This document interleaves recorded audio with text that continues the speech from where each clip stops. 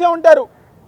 175 నియోజకవర్గాల్లో వైఎస్ఆర్ కాంగ్రెస్ పార్టీ ఇచ్చిన పిలుపుకి కేవలం మా నాయకులు మా కార్యకర్తలే రాలా, వెంకటేశ్వర స్వామిని పూజించే భక్తులు, హిందూ ధర్మాన్ని కాపాడాలనుకునే భక్తులు గారా ఈ యొక్క కార్యక్రమంలో, ఈ నిరసన కార్యక్రమంలో పాల్గొని, ఏదైతే మా నగరంలోనే లబ్బిపేట వెంకటేశ్వర స్వామి అంటే చాలా గొప్పది, అక్కడికి వచ్చి ఈ రాష్ట్రంలో ఎవరైతే పరిపాలిస్తున్నారో నారా చంద్రబాబు నాయుడుకి కానివ్వండి, పవన్ కళ్యాణ్కి కానివ్వండి, అలా మిగిలిన నాయకులందరికీ మంచి బుద్ధి ప్రసాదించాలని చెప్పని, ఇలాంటి తప్పులు మాట్లాడకుండా ప్రజానికానికి మంచి చెయ్యాలి అని చెప్పని మేమందరం గారా ఆ వెంకటేశ్వర స్వామికి దండం పెట్టుకున్నాం.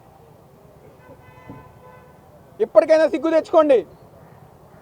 పరిపాలన ఎలా చేయాలనేది మా నాయకుడు జగన్మోహన్ రెడ్డి గారిని చూసి నేర్చుకోండి.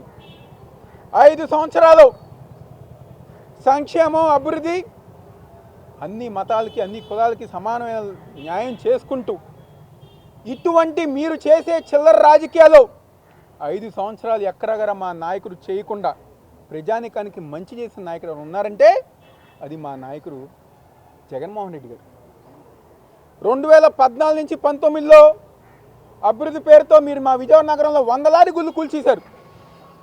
మళ్ళీ మేము అధికారంలోకి వచ్చిన తర్వాత, జగన్మోహన్ రెడ్డి గారు అధికారంలోకి వచ్చిన తర్వాత 5 సంవత్సరాల్లో మళ్ళీ ఆ గుళ్ళు కట్టించిన గొప్ప నాయకుడు మా నాయకుడు జగన్మోహన్ రెడ్డి గారు.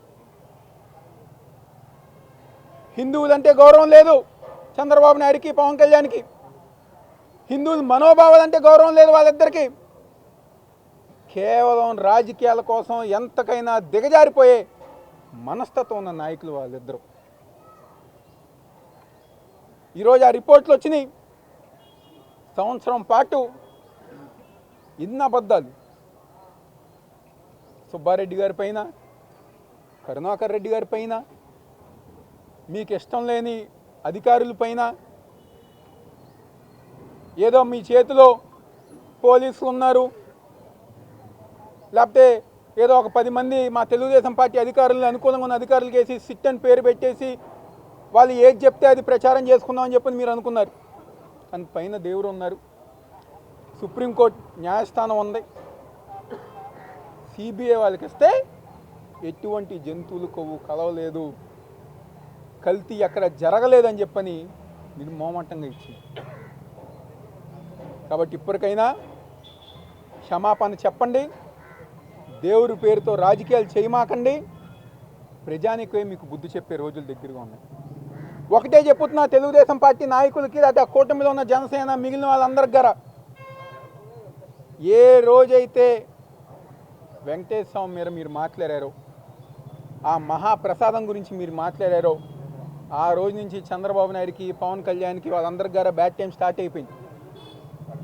మొహమాటం లేదు దీంట్లో, బ్యాడ్ టైం ఎప్పుడో స్టార్ట్ అయిపోయింది.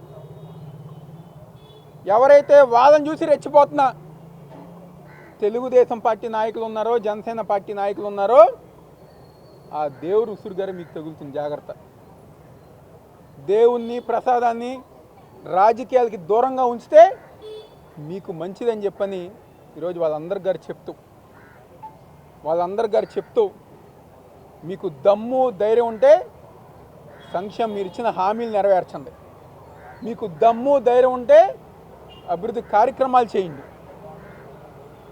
కులాలు, మతాలు, ప్రాంతాలు, ఈ రాజకీయం, ఈ విధమైన రాజకీయాలు ప్రజానికం చూస్తున్నారు. మీరు చేసే రాజకీయాలన్నీ 2029లో మళ్ళీ జగన్మోహన్ రెడ్డి గారిని ముఖ్యమంత్రిగా చేసుకుని 5 సంవత్సరాలు ఈ రాష్ట్రంలో జరిగిన అభివృద్ధి, సంక్షేమ పరిపాలన, అన్ని మతాలని సమానంగా చూసే పరిపాలన, అన్ని మతాలకి ప్రాధాన్యత మంచి చూసే పరిపాలన జగన్మోహన్ రెడ్డి గారు ఒక పరిపాలన ప్రజానికమే తీసుకొస్తారని చెప్పిన సందర్భంగా చెప్తూ, ఈరోజు ఈ యొక్క కార్యక్రమాన్ని విజయవంతం చేసిన మా తూర్పు నియోజకవర్గ నాయకులకి, కార్యకర్తలకి, ఇంత గొప్పగా ఒక పిలుపుతో వచ్చిన వేలాది మంది ప్రజానికానికి అందరి గారా మా ఒక ధన్యవాదాలు, నమస్కారాలు తెలియజేస్తూ సెలవు తీసుకుంటున్నాను.